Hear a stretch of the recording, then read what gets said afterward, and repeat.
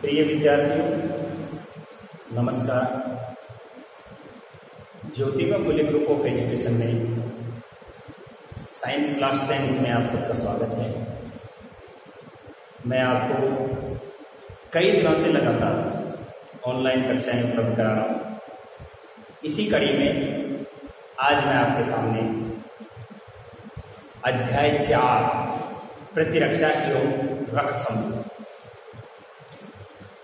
Immunity and blood group के बारे में आपको जानकारी प्रदान करूँगा।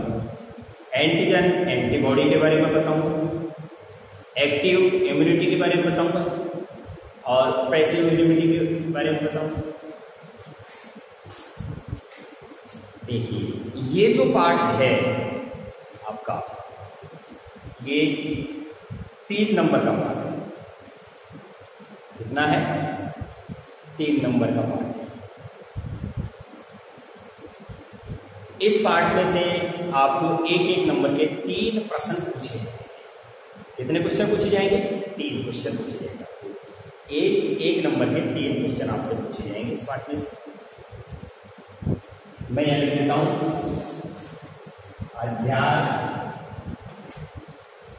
4, पाठ का नाम प्रतिरक्षा एवं रक्त समूह, प्रतिरक्षा एवं रक्त समूह। अंक 3 अंक, 3 अंक। प्रश्न पूछे जाएंगे 1 + 1 + 1, 3 प्रश्न। सत्र 2019-20 जो मार्च में आपकी परीक्षा लगी थी, इसका रिजल्ट अभी प्राप्त हो गया है। उसमें प्रश्न संख्या 2, प्रश्न संख्या 9 और प्रश्न संख्या 10 पर एक अंक में क्वेश्चन।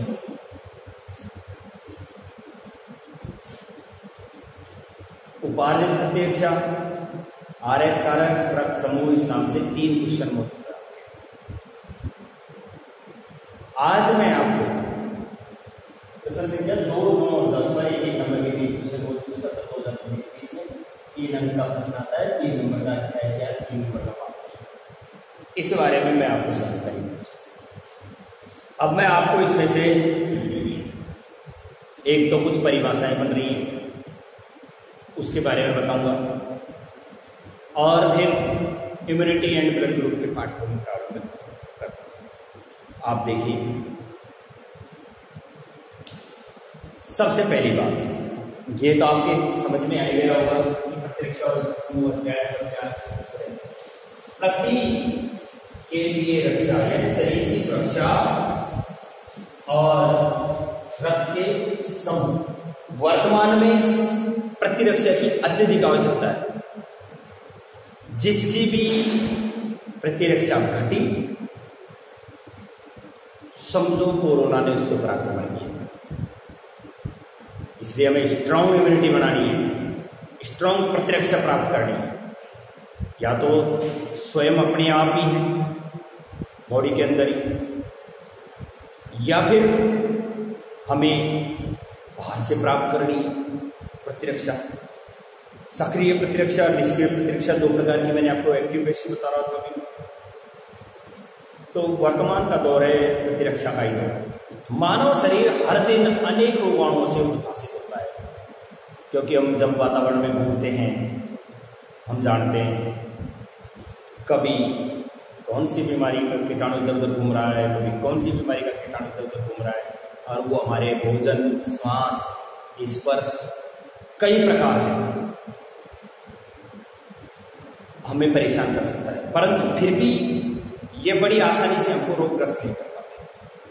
अनेक रोगाणु हमारे चारों तरफ घूम रहे हैं, फिर भी हमको ये आसानी से रोगग्रस्त नहीं कर पाते। इसका प्रमुख कारण क्या है कि रोगाणुओं का उन्मूलन करने हेतु शरीर में उपस्थित रोग प्रतिरोधक क्षमता, रोग प्रतिरोधक क्षमता का मतलब रोगों से लड़ने की ताकत, ये रोग प्रतिरोधक जो क्षमता होती है ना, या तो जन्मजात होती है या फिर उपार्जित हो सकती है। रोग प्रतिरोधक क्षमता दो प्रकार की होती है। कौन कौन सी? या तो जन्मजात या फिर उपार्जित। रोगाणु के उन्मूलन हेतु शरीर में होने वाली क्रियाओं तथा संबंधित तंत्र के अध्ययन को प्रतिरक्षा विज्ञान, किस नाम से जानते हैं इसे हम? प्रतिरक्षा विज्ञान के नाम से। ये परिभाषाएं बनेगी, इनको मैं आपको लिखवाऊंगा। इस तंत्र में करोड़ों कोशिकाएं लसिका, प्रतिरक्षात्मक अंग जैसे अस्थिमज्जा, बोन मैरो जिसको कहते हैं, लसिका पर्व है, थाइमस ग्रंथि है, लीवर है हमारा, रक्त तथा लसिका में क्रियाशील होती है। शरीर में दो प्रकार की प्रतिरक्षा विधियां कार्य करती हैं। यहां तक की बात को मैं आपको एक बार नोट करवाना चाहूंगा। आप भी पूरा वीडियो देखें, सब्सक्राइब करें, लाइक करें और इसमें जो पॉइंट आपको दिखाई दे रहे हैं उनके आप नोट्स बना लें। आप ये समझिए क्लास चल रही है आपकी, ऑफलाइन क्लास है, ऑनलाइन के माध्यम से आपकी ऑफलाइन क्लास है। आपको उसी प्रकार से होमवर्क करना है, उसी प्रकार से आपको पूरे नोट्स तैयार कर लेने हैं कि आपको काम में है। ये कोरोना दौर है, पता नहीं कितने दिन तक चलेगा, अगस्त में भी समाप्त हो या नहीं हो पाए, सितंबर से स्कूल ओपन हो या नहीं हो पाए। इसलिए हमें पूरी तरह से अलर्ट रहना है, पढ़ाई के प्रति सजग रहना है, पूरी तरह से पढ़ाई करनी है। अब देखिए, मानव शरीर प्रतिदिन में लिखवाना चाहूंगा, मानव का शरीर प्रतिदिन वायुमंडल में उपस्थित अनेक प्रकार के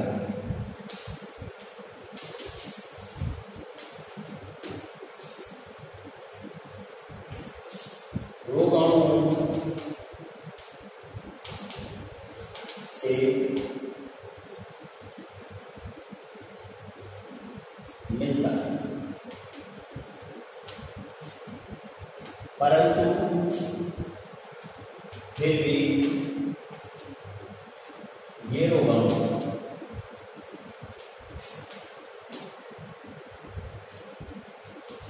हमारे शरीर को बीमार नहीं करता।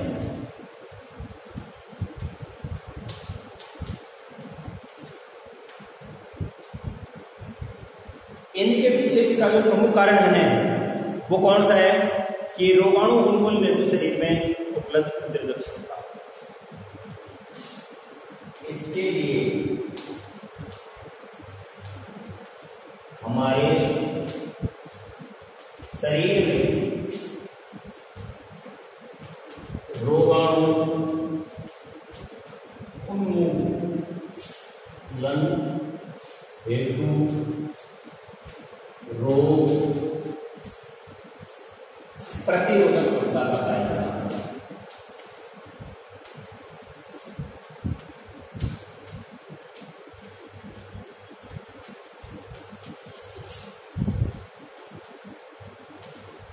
यानी हमारी बॉडी के अंदर क्या है, पूरे वातावरण में बहुत सारे रोग के कीटाणु मिले हुए हैं, उपलब्ध हैं। अगर आपने किसी भी तान यानी किसी टूटी हुई खिड़की से आते हुए प्रकाश को देखा होगा तो उसमें आपको कितने कण इधर उधर विचरण करते हुए दिखाई देंगे। रोगाणु तो दिखाई नहीं देंगे, लेकिन कण इतने विचरण करते हुए दिखाई देंगे। उसी के आधार पर आप अनुमान लगा लें इतने सारे कण और उन कणों के साथ रोगाणु हमारी बॉडी से प्रतिदिन क्या कर रहे हैं, उद्भासित हो रहे हैं, परंतु फिर भी हमारी बॉडी बीमार नहीं हो रही। इसका प्रमुख कारण ये है कि रोगाणुओं को उन्मूलन करने के लिए हमारी बॉडी में इम्यूनिटी पावर पाया जाता है, रोग प्रतिरोधक क्षमता पाई जाती है, रोगाणु से लड़ने की क्षमता। रोग प्रतिरोधक क्षमता दो प्रकार की होती है, रोग प्रतिरोधक क्षमता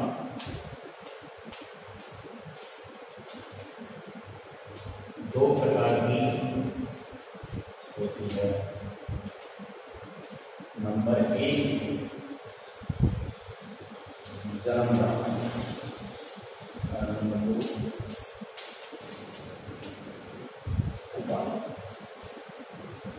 जन्मजात और उपाधि।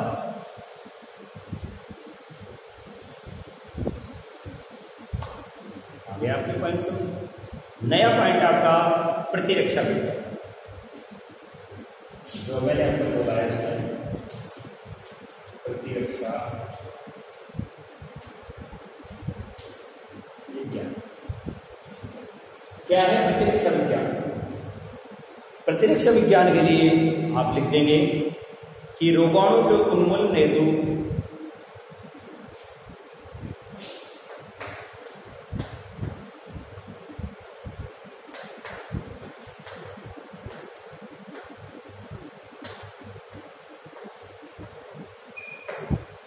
रोगाणुओं के उन्मूलन हेतु शरीर में होने वाली क्रियाओं और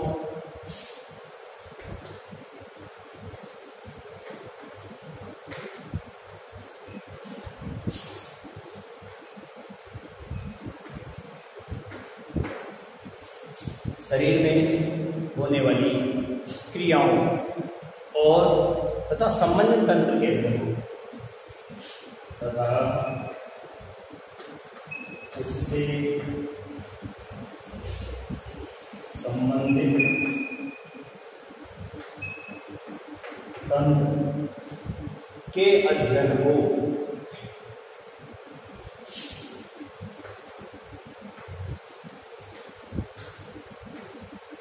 क्या कहते हैं? प्रतिरक्षा विज्ञान।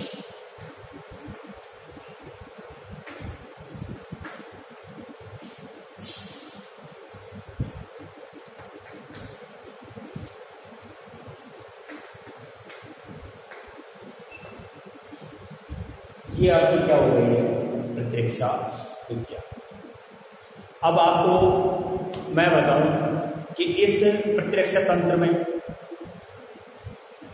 कौन कौन सी चीजें संबंधित हैं। प्रतिरक्षा तंत्र में संबंधित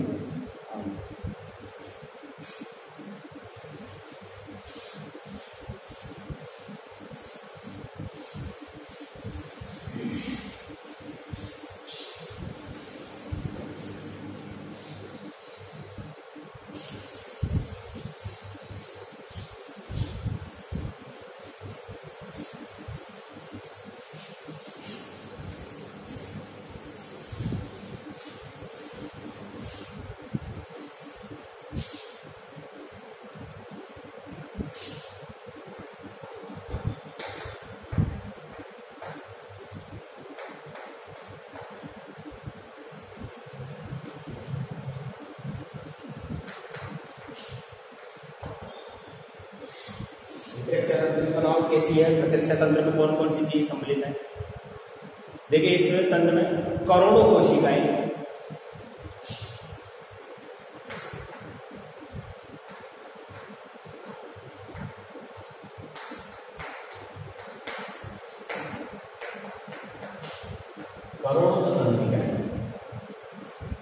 करोड़ों तंत्रिकाएं होगी इसमें विद्यमान। उसके बाद में लसिका या प्रतिरक्षात्मक लसिका को क्या कहते हैं? प्रतिरक्षात्मक अंग के नाम से जानते हैं। लसिका जिसको प्रतिरक्षात्मक अंग के नाम से जानते हैं। उसके बाद में प्रतिरक्षात्मक अंग में कौन कौन से आ गए? जैसे बोन मैरो है, इसको अस्थि मज्जा, लसिका पर्व, थाइमस।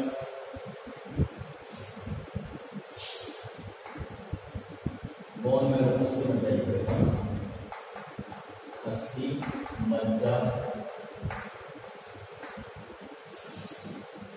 अस्थि मज्जा हो गया। उसके बाद में आप लिख सकते हैं लसिका पर्व, थाइमस,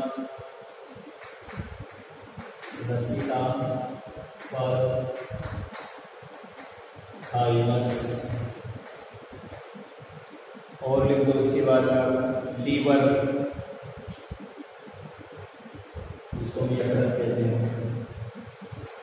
हो गया। इस तंत्र में करोड़ों तंत्रिकाएं लसिका एक साथ में कौन सी चीजें हो गई, अस्थि मज्जा, लसिका बल, थाइमस, और ये सब रक्त और किसमें क्रियाशील होते हैं, लसिका में क्रियाशील। ये सब रक्त तथा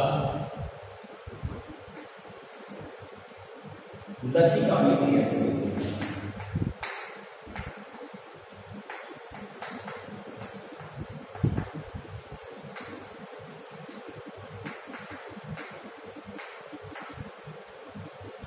यहां तक की बात आपकी समझ में आ रही है। अब शरीर में दो प्रकार की प्रतिरक्षक शक्तियां कार्य करती हैं। नया पॉइंट है हमारा कि शरीर में दो प्रकार की प्रतिरक्षा विधियां कार्य करती हैं।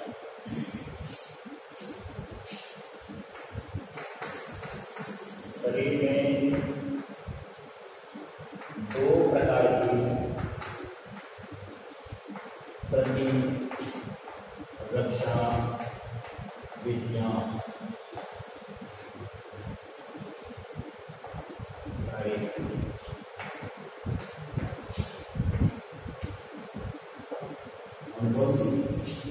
अब इसके बारे में आपको डिटेल्स दिखाऊं। एक तो स्वाभाविक प्रतिरक्षा,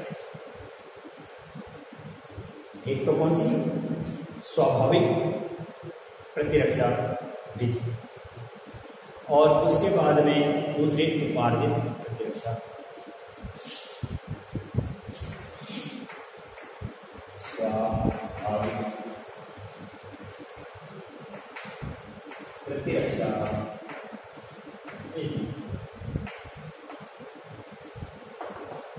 और नंबर 2 है उपार्जित प्रतिरक्षा।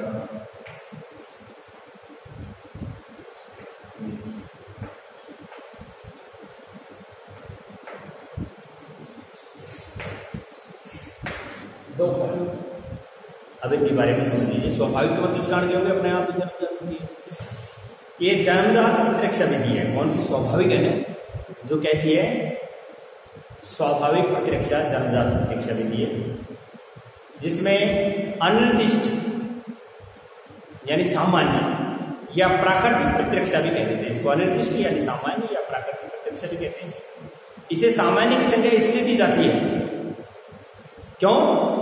क्योंकि ये प्रतिरक्षा किसी विशेष रोगाणु से विशिष्ट रूप में रक्षा प्रदान नहीं करती, कोई विशेष रोगाणु से नहीं करती, बल्कि क्या करती है जानते, ये सभी प्रतिजनों यानी जितने भी रोगाणु हैं उनके विरुद्ध समान तरीके से कार्य करती है। किसी भी रोगाणु को हमारे कोई भी एंटीजन अगर हमारी बॉडी में इफेक्ट करना चाहता है तो उसके विरुद्ध ये समान तरीके से करेगा। अब स्वाभाविक प्रतिरक्षा के लिए भी कई कारक हैं, जैसे भौतिक अवरोधक है, रासायनिक अवरोधक है, कोशिका अवरोधक है, या फिर ज्वर सूजन आदि है।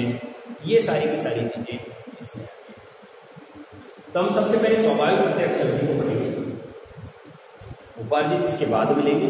तो स्वाभाविक प्रतिरक्षा विधि का देखेंगे।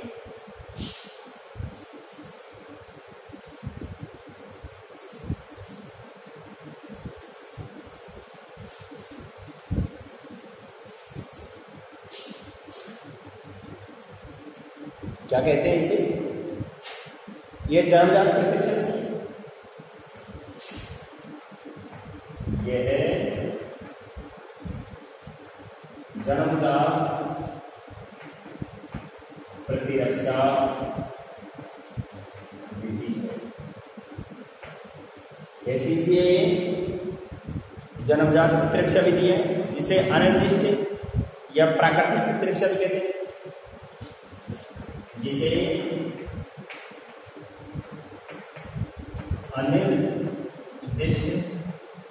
अनिर्दिष्ट का मतलब सामान्य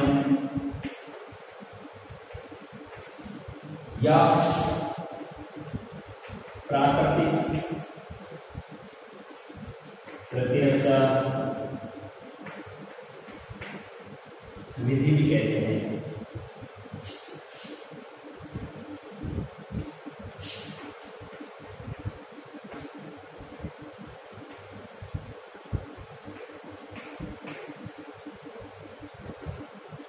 यह जन्मजात प्रतिरक्षा विधि है, जिसे अनिर्दिष्ट या सामान्य प्राकृतिक प्रतिरक्षा विधि कहते हैं। सामान्य की संख्या क्यों दी गई है इसका मतलब मैं आपको बता दिया।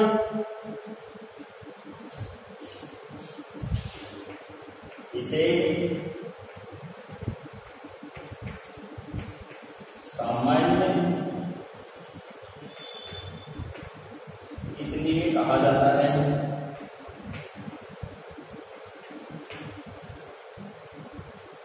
क्योंकि यह किसी विशेष रोगाणु से लड़कर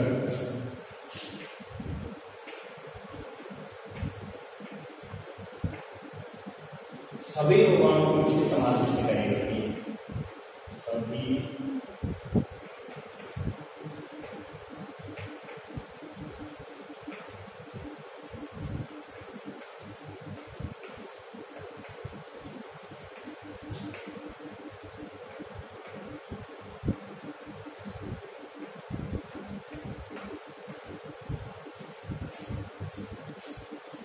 इसे सामान्य इसलिए कहा जाता है क्योंकि किसी विशेष रोगाणु से लेकर के सभी रोगाणु को समान रूप से कार्य करते हैं, इसलिए इसे क्या करते हैं सामान्य प्रतिरक्षा या प्राकृतिक प्रतिरक्षा भी।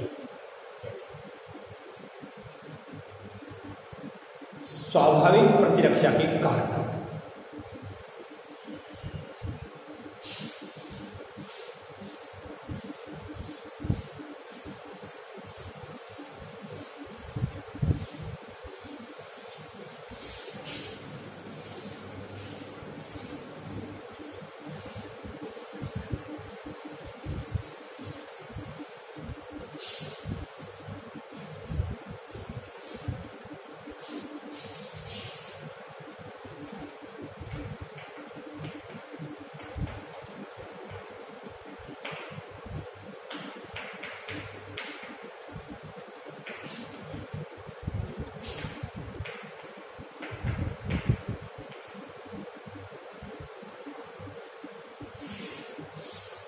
स्वाभाविक प्रतिरक्षा के कारण कौन से? स्वाभाविक प्रतिरक्षा के लिए निम्न सहायक कारक हैं कौन कौन से? नंबर 1 भौतिक अवरोध, नंबर 2 रासायनिक अवरोध, नंबर 3 कोशिका अवरोध,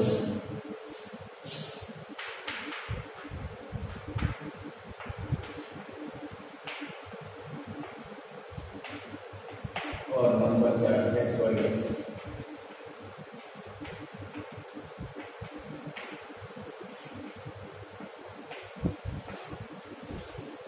ये 4 इसके होते हैं।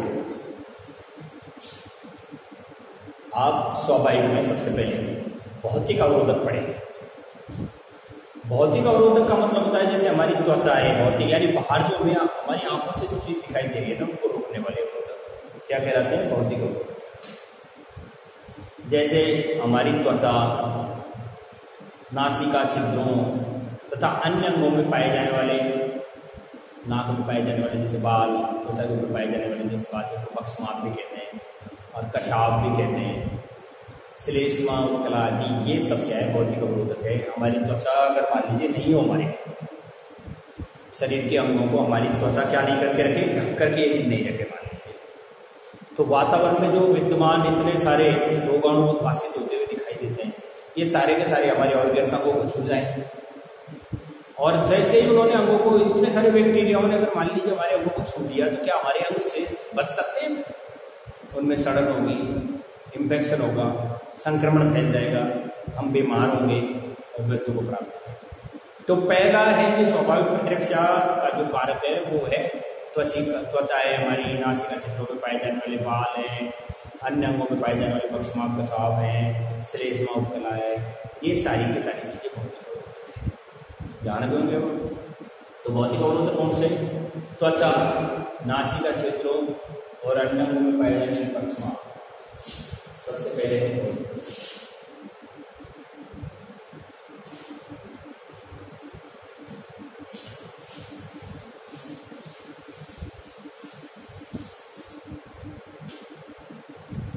भौतिक अवरोधक में त्वचा, एक चीज क्या हो गई, एक चीज तो त्वचा। त्वचा के बाद में मैंने आपको बताया था नासिका छिद्रों और अंडांगों में पाए जाते पक्षमाप, नासिका छिद्रों तथा अन्य अंगों में पाए जाने वाले पक्षमाप कसाव।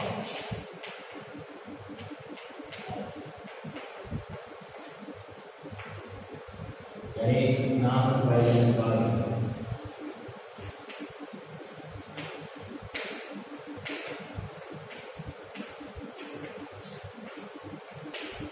नाक में पाए जाने वाले जैसे बाहर लोग होते हैं ना, जो बाहर से वायु को फिल्टर करके और तब भेजने का काम करते हैं।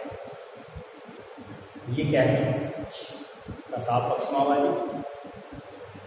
अब देखिए जैसे आप इसके बाद नाक कसाव पक्षमाप हो गए, श्लेष्मा उपकला अन्य में पाए जाने वाले पक्षमाप कसावादी श्लेष्मा उपकला,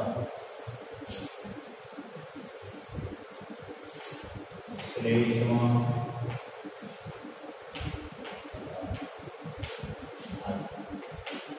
ये क्या है, भौतिक अवरोधक है।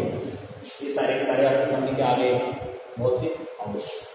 पॉइंट नंबर 2 में है रासायनिक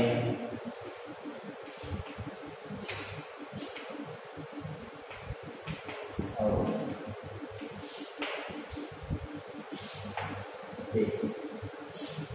रासायनिक अवरोधकों में कौन कौन से, रासायनिक हमारे शरीर के अंदर होने वाली क्रियाओं में जो स्वाभाविक प्रतिरक्षा के कारक हैं कौन कौन से, जैसे आमाशय में पाए जाने वाला आप जानते हो कि आमाशय के अंदर छठा रस निकलता है HCl हाइड्रोक्लोरिक, ऑक्सीडेंटिव कोशिकाओं के द्वारा निकाला जाता है हमारे आमाशय। और हमारे आमाशय की जो ऑक्सीडेंटिव कोशिकाओं के द्वारा निकाला जाने वाला जो छठा रस है जिसको हम HCl कहते हैं, ये क्या करता है आप जानते हो, भोजन के साथ बाहर से आने वाले बैक्टीरियाओं को खत्म करने का काम करता है। तो ये हमारा रासायनिक अवरोधक है, रोगाणुओं से लड़ करके उनको मारने। उसी के साथ जैसे योनि का अम्लीय वातावरण जिसमें लैक्टोबैसिलस बैक्टीरिया पाए जाते हैं, जो उसके वातावरण को अम्लीय बना करके रखते हैं।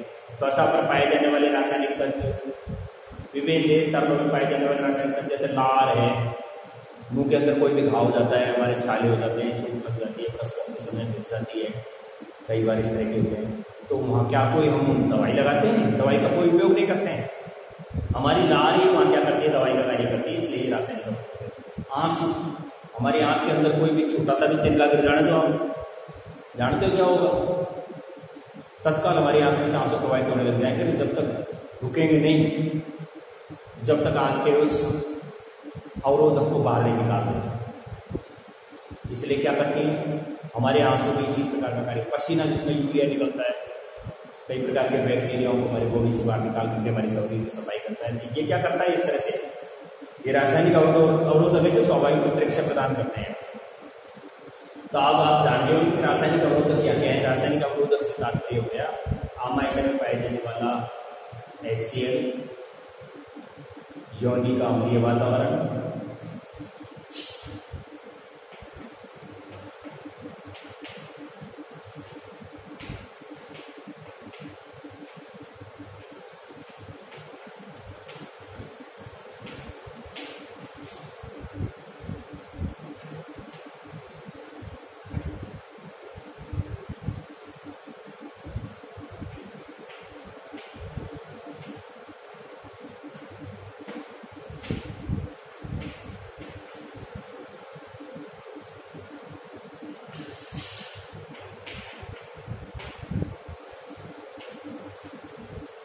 योनि का अम्लीय वातावरण,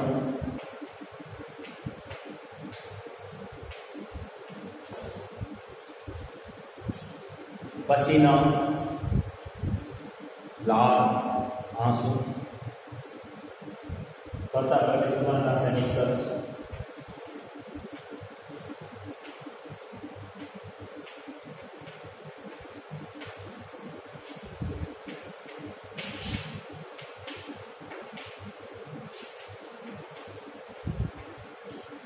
त्वचा पर उपस्थित रासायनिक तत्व।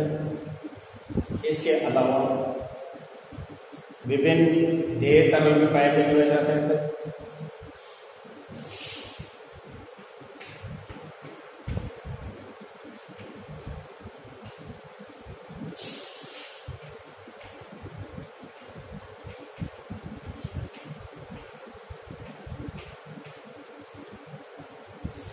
शरीर में पाए जाने वाले विभिन्न तरल हैं अंदर भरे हुए हैं उनके बारे में, जैसे कौन कौन से, लाल, आंसू, पसीना, लाल, आंसू, पसीना,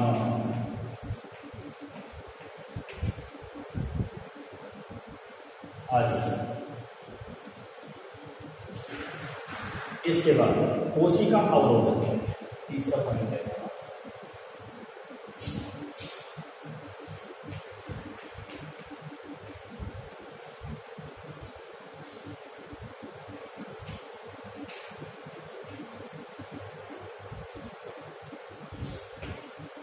देखिए कोशिका अवरोधक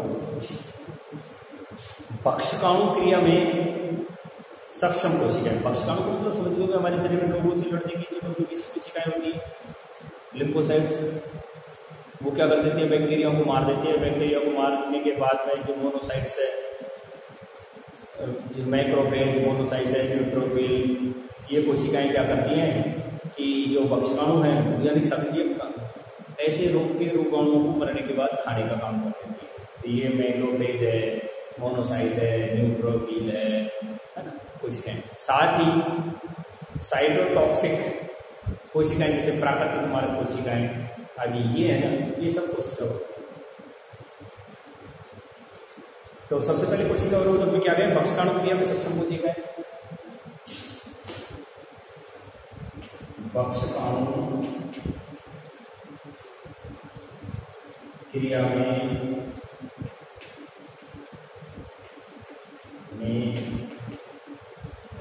सक्षम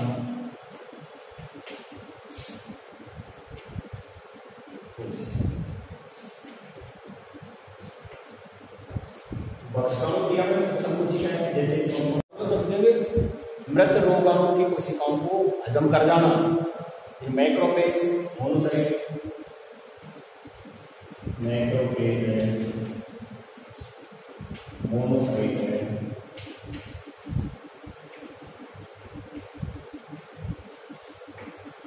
मैक्रोफेज, मोनोसाइट, न्यूट्रोफिल,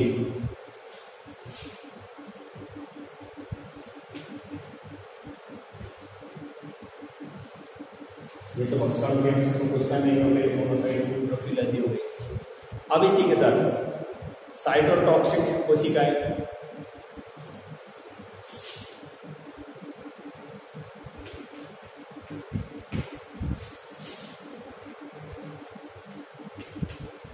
साइटोटॉक्सिक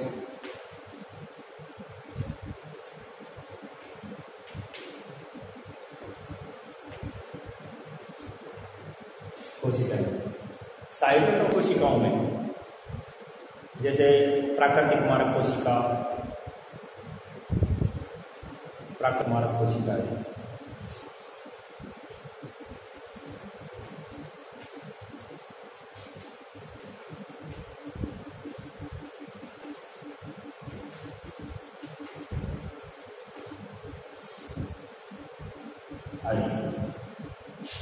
समझ में आ गया। कोशिका पक्षकाणु क्रिया में सक्षम कोशिकाएं, मैक्रोफेज, और साइटोटॉक्सिक कोशिकाएं जैसे प्राकृतिक मारक कोशिकाएं। ये आपका यहाँ तक की बात हो गई है। और चौथा पॉइंट आपका सूजन।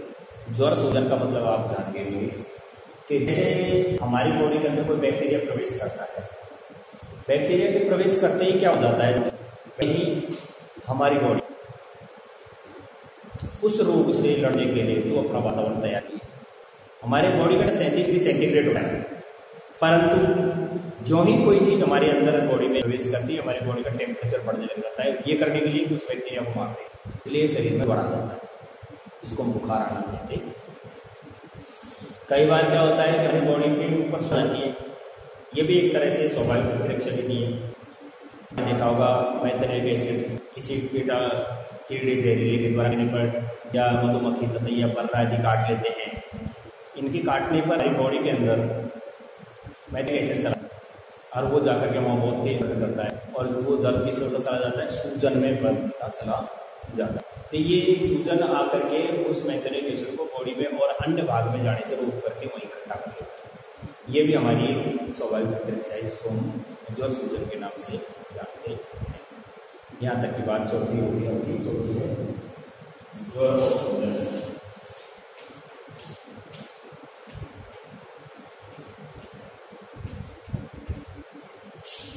ये भी स्वाभाविक प्रतिरक्षा विधि के कारण। यहां तक की बात आपकी। अब आ जाइए आप उपार्जित प्रतिरक्षा।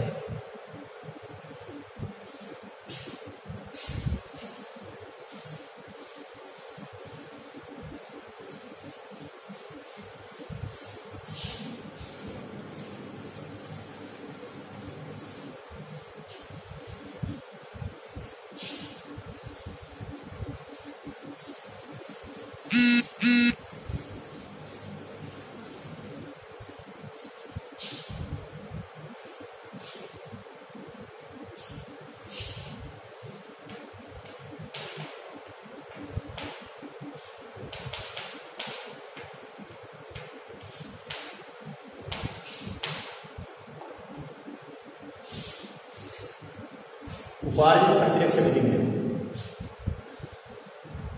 इसको हम अनुकूली अथवा विशिष्ट प्रतिरक्षा भी कहते हैं। अनुकूली अथवा विशिष्ट प्रतिरक्षा भी कहते हैं। क्यों? इस प्रकार की प्रतिरक्षा में एक पोषक कोई भी होस्ट किसी विशेष सूक्ष्म जीव अथवा बाह्य पदार्थ के प्रति अत्यंत विशिष्ट प्रघात कर देता है। यानी कोई भी एक पोषक तत्व शरीर का किसी भी प्रकार का एक सूक्ष्म जीव के प्रति अत्यंत विशिष्ट प्रघात हथियार के रूप में तैयार हो जाता है। इस प्रतिरक्षा में प्रतिरक्षियों जो एंटीबॉडीज होती है उनका निर्माण किया जाता है। ये प्रतिरक्षी एंटीबॉडी है जो एंटीजन के साथ विशिष्ट प्रकार की अभिक्रिया करती है। इन अभिक्रियाओं के कारण कोशिका मध्यम प्रतिरक्षा सक्रिय हो जाती है। इन सब के परिणाम स्वरूप क्या होता है, शरीर में जो एंटीजन है उसको दूर हटा दिया जाता है। तो सबसे पहले तो आप उपार्जित प्रतिरक्षा विधि के बारे में लिखें। इसे अनुकूली अथवा विशिष्ट प्रतिरक्षा कहते हैं। इसे अनुकूली अथवा विशिष्ट प्रतिरक्षा कहते हैं।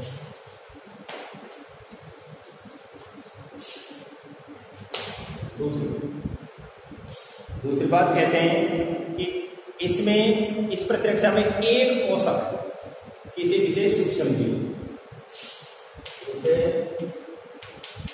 प्रतिरक्षा में एक पोषक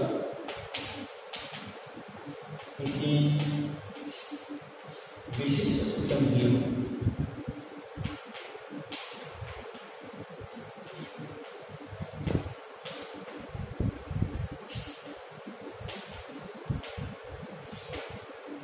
इस प्रतिरक्षा में एक पोषक किसी विशिष्ट सूक्ष्म जीव या यूं है तो बाह्य पदार्थ के प्रति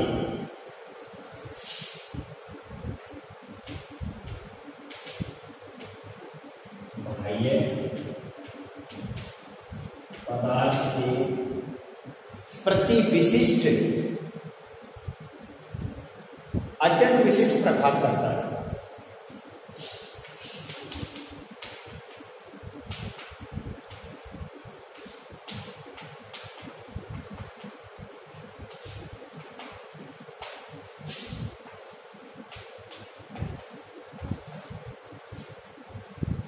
सबके लिए नहीं करता है, किसी एक विशेष के लिए विशिष्ट के लिए प्रघात करता है।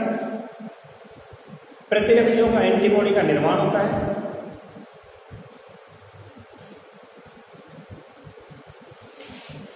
इस प्रतिरक्षा में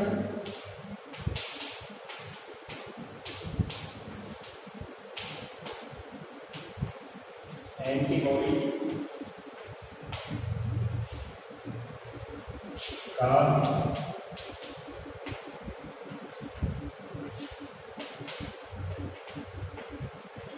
निर्माण होता है। किसका निर्माण होता है? एंटीबॉडी का निर्माण होता है। और ये एंटीबॉडी एंटीजन के साथ विशेष क्रिया करती है। बनने वाली एंटीबॉडी एंटीजन के प्रति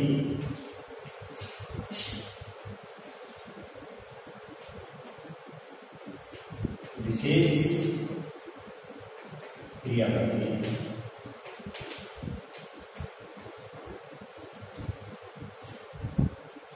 विशेष क्रिया करती है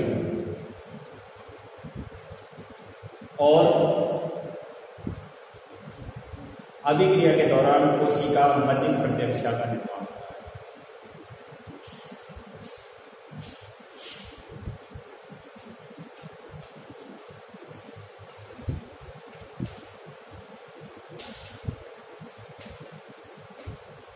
इस क्रिया के परिणाम स्वरूप क्या होता है? कोशिका मध्यम प्रतिरक्षा सक्रिय होती है। कोशिका मध्यम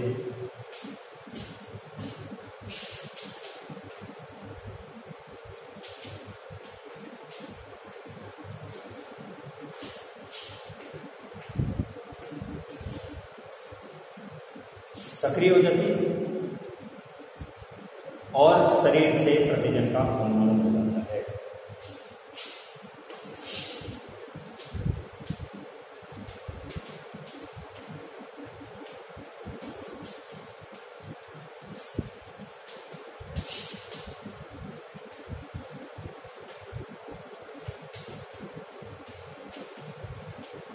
देखो इसे अनुकूल अथवा विशिष्ट प्रतिरक्षा कहते हैं। इस प्रतिरक्षा में पोषक किसी विशिष्ट उत्सर्जी अथवा बाह्य पदार्थ के प्रति अत्यंत विशिष्ट प्रघात कर देता है। इस प्रतिरक्षा में एंटीबॉडी का निर्माण होता है। बनने वाली एंटीबॉडी एंटीजन के प्रति विशेष क्रिया करती है। इस क्रिया के परिणाम स्वरूप कोशिका मध्यम प्रतिरक्षा का निर्माण होता है, सक्रिय हो जाती है, शरीर से एंटीजन का उन्मूलन कर दिया। यहाँ तक की बात आपको समझ में आ गई। अब विशिष्ट प्रतिरक्षा भी दो प्रकार की।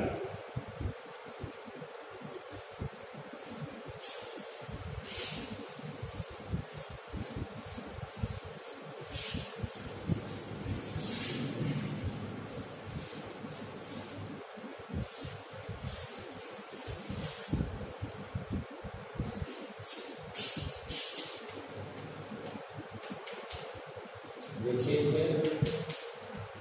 प्रतिरक्षा दो प्रकार की होती है। विशिष्ट प्रतिरक्षा कितने प्रकार की होती है? दो प्रकार की। कौन कौन सी? सक्रिय प्रतिरक्षा और निष्क्रिय। नंबर 1 सक्रिय प्रतिरक्षा और निष्क्रिय।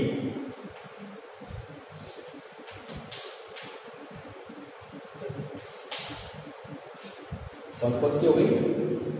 एक तो सक्रिय और दूसरी होगी निष्क्रिय।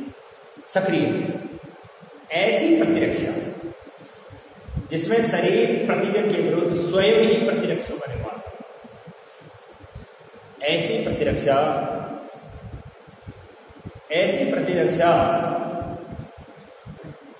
देखिए, उपार्जित प्रतिरक्षा में विशिष्ट प्रतिरक्षा दो प्रकार की होती है।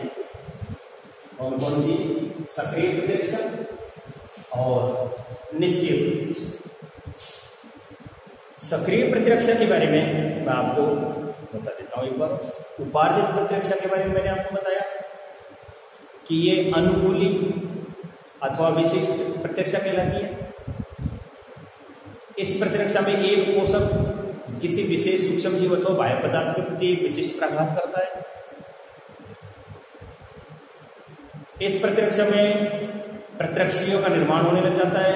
प्रतिरक्षी प्रतिजन से विशिष्ट क्रिया करने लगते हैं और इस क्रिया के परिणाम स्वरूप कोशिका मध्य प्रतिरक्षा का निर्माण होता है, सक्रिय हो जाती है। शरीर से क्या कर दिया जाता है? एंटीजन का उन्मूलन कर दिया जाता है। यहां तक की बात मैं आपको बता चुका हूं। अब आपको सक्रिय प्रतिरक्षा और निष्क्रिय प्रतिरक्षा के बारे में बताता हूं कि ऐसी प्रतिरक्षा जिसमें शरीर प्रतिजन के विरुद्ध स्वयं प्रतिरक्षों का निर्माण करता है, सक्रिय प्रतिरक्षा कहलाती है। ऐसी प्रतिरक्षा जिसमें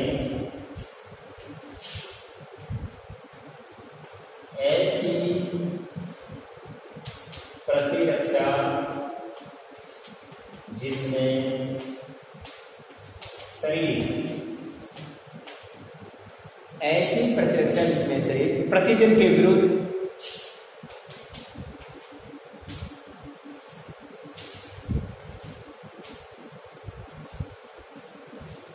क्या करता है? स्वयं प्रतिरक्षों का निर्माण करता है। स्वयं ही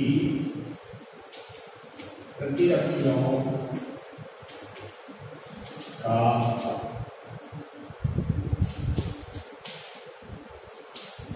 निर्माण करता है। स्वयं ही क्या करता है कि ऐसी प्रतिरक्षा जिसमें शरीर एंटीबॉडी एंटीजन के विरुद्ध स्वयं ही एंटीबॉडी एंटीजन के विरुद्ध स्वयं प्रतिरक्षा का निर्माण कर लेते। यह प्रतिरक्षा केवल उस विशिष्ट प्रतिजन के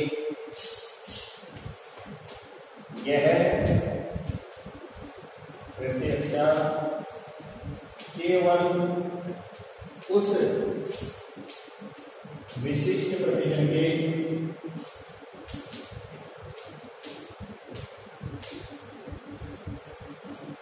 यह प्रतिरक्षा केवल उस विशिष्ट प्रतिजन के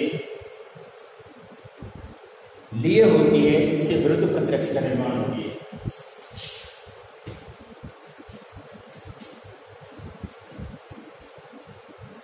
उस विशिष्ट प्रतिजन के लिए होती है जिसके विरुद्ध प्रतिरक्षा का निर्माण होता है। जिसके विरुद्ध प्रतिरक्षी का निर्माण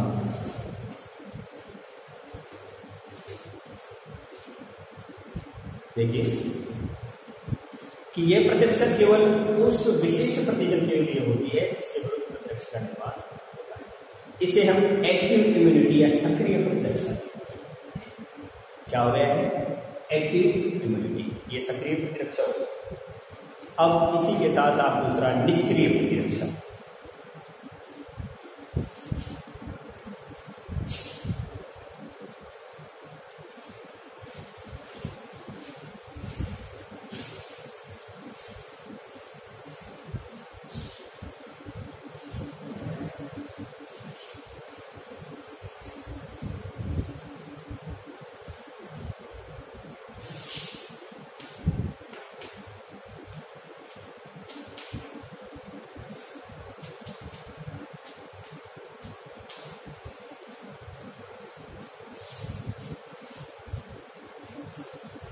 आपको एक लाइन और लिखूंगा बस।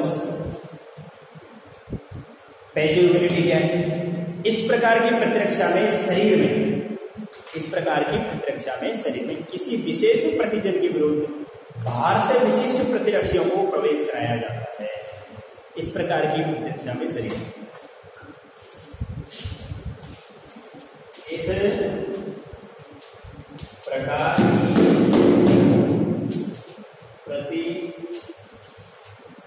प्रतिरक्षा में शरीर में क्या करते हैं? इस प्रकार की प्रतिक्रिया में शरीर में किसी विशेष एंटीजन के विरुद्ध, किसी विशेष एंटीजन वाले रोगाणु के विरुद्ध, किसी विशेष एंटीजन के विरुद्ध क्या करते हैं? बाहर से विशिष्ट प्रतिरक्षकों को, बाहर से विशिष्ट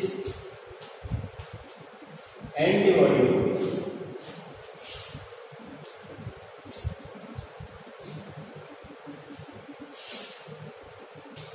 प्रवेश करवाया जाता है।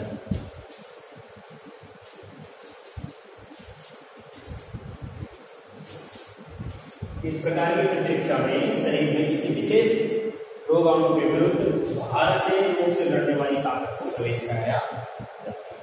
विशेष रोगाणु से लड़ने वाली विशेष प्रकार की ताकत को बाहर से प्रवेश कराया जाता है और इस प्रतिरक्षा में शरीर के द्वारा प्रतिरक्षा निर्माण नहीं किया जाता है। इस प्रतिरक्षा में एंटीजन के विरुद्ध एंटीबॉडी का निर्माण नहीं होता है, शरीर द्वारा प्रतिरक्षा का निर्माण नहीं होता।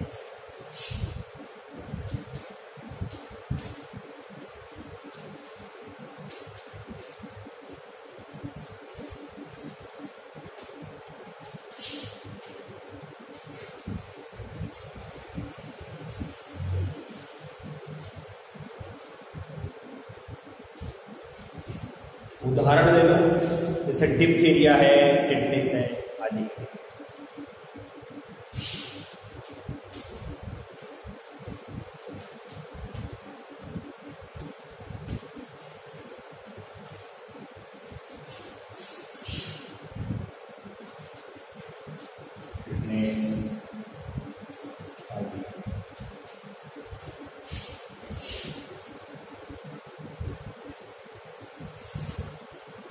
ये इसका एग्जाम्पल है।